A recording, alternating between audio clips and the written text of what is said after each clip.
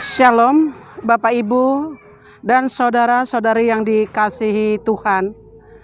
Dalam rasa syukur dan sukacita, kita kembali masuk dalam persekutuan ibadah keluarga.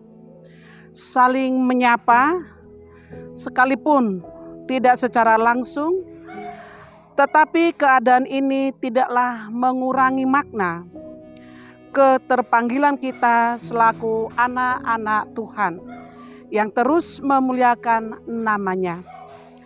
Mari Bapak Ibu, saudara-saudari yang dikasihi Tuhan, kita mempersiapkan diri masuk dalam pembacaan firman Tuhan dan mari masuk dalam doa. Kita berdoa.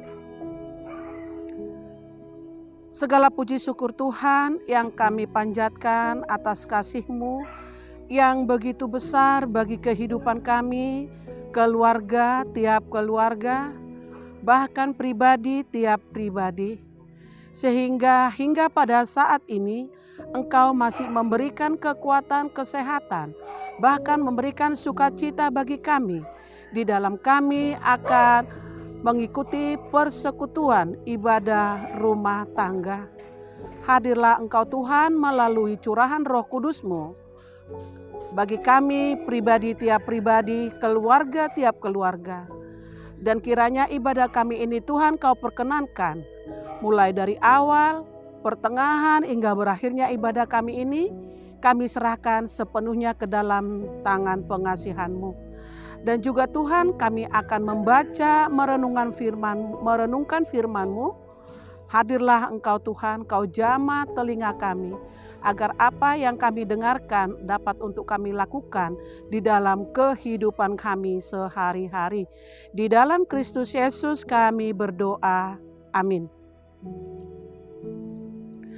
Bapak, Ibu, dan saudara-saudari yang dikasihi Tuhan, mari kita buka Alkitab kita dari kitab Perjanjian Baru, dari kitab 1 Tesalonika 5 pasal 5 ayatnya yang ke-18. 1 Tesalonika pasal 5 ayatnya yang ke-18. Mari kita bersama-sama membuka dan kita membacanya. Mengucap syukurlah dalam segala hal, sebab itulah yang dikehendaki Allah di dalam Kristus Yesus bagi kamu. Amin, terpujilah Kristus. Haleluya.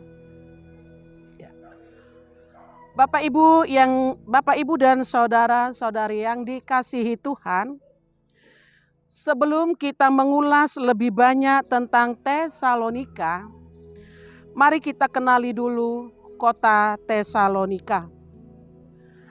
Kota Tesalonika terletak sekitar 160 km di sebelah barat daya kota Filipi. Kota ini adalah ibu kota dan pelabuhan yang paling terkemuka dari Makedonia, sebuah provinsi Romawi. Di antara penduduk yang berjumlah sekitar 200.000 jiwa adalah masyarakat Yahudi yang kuat.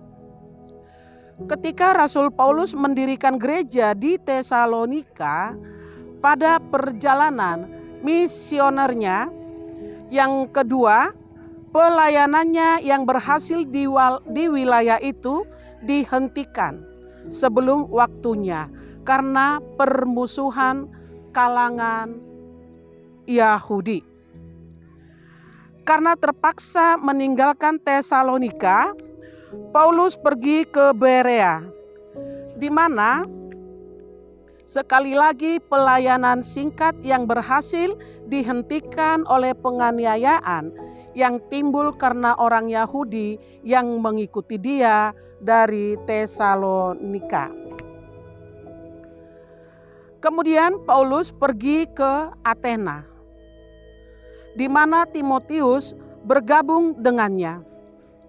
Paulus mengutus Timotius kembali ke Tesalonika untuk menyelidiki keadaan jemaat yang masih muda itu. Sedangkan Paulus pergi ke Korintus. Setelah selesai tugasnya, Timotius pergi ke Korintus untuk melaporkan pada Paulus mengenai gereja yang ada di Tesalonika. Sebagai tanggapan atas laporan Timotius, Paulus menulis surat ini. Mungkin 3-6 bulan setelah gereja itu dimulai. Bapak, Ibu, dan saudara-saudari yang dikasihi Tuhan, dalam bacaan kita saat ini, kita diajak oleh Rasul Paulus untuk merenungkan kembali arti dan makna dari ucapan syukur. Bapak dan Ibu yang dikasihi Tuhan, ucapan syukur mudah terjadi ketika hidup berjalan baik, lancar, dan dipenuhi kebahagiaan. Tetapi kenyataannya, hidup tidak selalu berjalan sesuai dengan apa yang kita harapkan. Masalah datang silih berganti yang mendera hidup kita. Kita bersimbah air mata. Pada saat demikian, masihkah kita mampu bersyukur? Firman Allah bukan mengajarkan kita untuk tersenyum gembira dalam segala hal, melainkan mengucap syukur di dalam segala hal. Di dalam keadaan suka maupun duka, kita harus tetap mengucap syukur. Memang mudah bagi kita untuk mengucap syukur saat hal-hal baik terjadi di dalam kehidupan kita. Tetapi ketika yang datang adalah duka, mampukah kita bersyukur? Tuhan mengajarkan kepada kita untuk bersyukur dalam segala hal, bukan bersyukur atas segala hal. Misalnya, Tuhan tidak mengajarkan kita tersenyum gembira atas kematian orang-orang yang kita kasihi, melainkan di dalam duka tersebut kita harus bersyukur karena Tuhan ada bersama dengan kita. Artinya, di dalam situasi yang sangat berat sekalipun, kita tetap tegar dan bersandar kepada Tuhan. Itulah ucapan syukur yang sejati. Kita harus tetap bersyukur karena Tuhan Yesus berjalan bersama kita. Ia tahu dan memberikan yang terbaik bagi kita. Firman Tuhan mengajar kita bahwa ucapan syukur adalah hal yang wajib bagi orang percaya. Kita bersyukur karena Tuhan memakai segala sesuatu dan keadaan untuk kebaikan kita. Mengucap syukur dalam segala hal lahir dari kesadaran dan iman bahwa Allah turut bekerja dalam segala sesuatu untuk kebaikan kita. Bapak, Ibu, saudara-saudari yang dikasihi Tuhan, dalam bacaan kita ini, Paulus berbicara tentang mengucap syukur. Siapa di antara kita yang tidak bersyukur jika kehidupan yang kita jalani ada dalam kebahagiaan serta keberhasilan?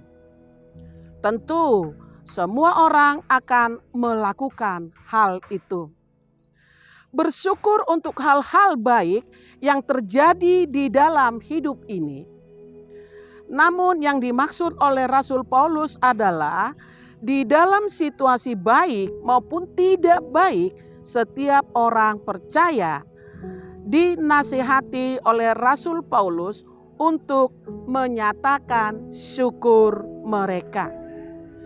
Bersyukur bukan hanya usia yang bertambah atau kesehatan yang jadi bagian hidup kita sebagai keberhasilan yang kita raih di dalam kehidupan ini.